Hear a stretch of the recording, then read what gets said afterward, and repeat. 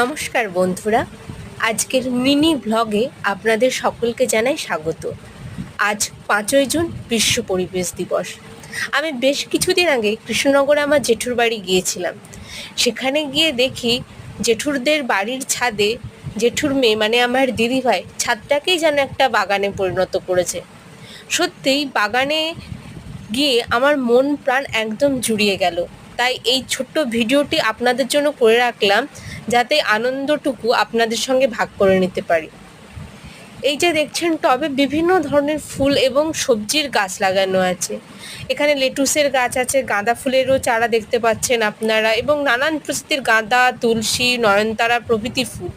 আর এই যে নেট দিয়ে ঘেরা যে জায়গাটা, এখানে হচ্ছে গোলাপ গাছের চারা। আর যেখানে আমার দিদিভাই তার ছোট্ট ছোট্ট চারা গাছদের মায়ের মতো যত্ন করে রোজ, প্রতিদিন।